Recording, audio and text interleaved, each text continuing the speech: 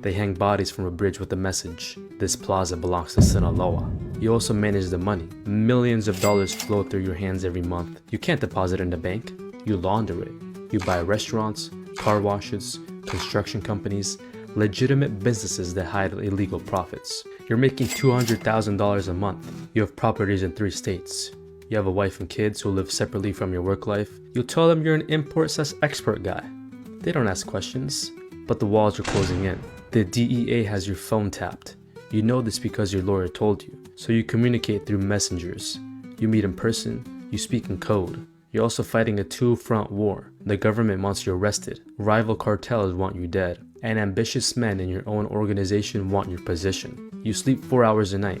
You trust no one completely, not even your brother. Level 6. The Plaza Boss. You run the state. Every drug shipment, every murder, every bribe goes through you. You have 500 men working under you. You generate $20 million a month for the cartel, but you're a ghost. The public doesn't know your face.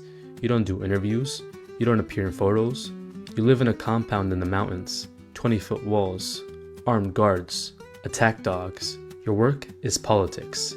You negotiate with other cartels to avoid unnecessary wars. You meet with governors and generals. You don't threaten them, you make them offers. A suitcase with $2 million, a share of the profits, a piece of the empire. Most of them take it. The ones who don't, they get exposed. Photos of them with mistresses, evidence of corruption. Their careers are destroyed, and if they still refuse, they disappear. You're also a CEO. You manage logistics on a massive scale, cocaine from Colombia, precursor chemicals from China, marijuana from the mountains, heroin from poppy fields. You coordinate shipments across continents. You manage tunnels under the border. You manage submarines. You manage drones. You're making $1 million a month personally, but money is just a number on a screen. You have everything you could want and nothing you actually need. You can't go to your daughter's quinceañera. That's too dangerous. You can't visit your mother's grave. Snipers might be waiting. You live in a golden cage, and the paranoia is eating you alive. Your head of security might be working for the DEA. Your accountant might be skimming. Your right-hand man might be planning a coup. You execute 2 of your men based off suspicion alone. Better be safe than sorry. Level 7. The cartel leader. You built this.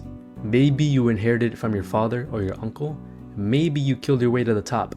Either way, you're the boss now. Your organization moves 100 tons of cocaine a year. You have cells in 15 countries. You have politicians in 6 states under your control. You're worth $3 billion. But your name is on every wanted list in the world. The US has 10 million bounty on you. The Mexican government has special forces hunting you. You move between safe houses every 3 days. You communicate through encrypted messages that are destroyed after being read. You've had plastic surgery twice. Your own children don't even recognize you. You meet with the leaders of other cartels. You divide Mexico like a business deal. You get Sinaloa and Sonora. They get Tamaulipas and Veracruz. Everyone makes money. Everyone stays alive, but it never lasts. Someone always gets greedy. War breaks out. Hundreds die. Towns become battlefields. And you can't stop. If you try to retire, your own people will kill you. You know too much. You're too dangerous to be left alive. You're the most powerful criminal in the Western Hemisphere. You're also the most hunted man on Earth. Level 8. Supermax. They got you. Maybe it was a raid, maybe it was a betrayal, but you're in the cell of ADX Florence, Colorado. 23 hours a day in isolation, concrete walls, steel door, no windows.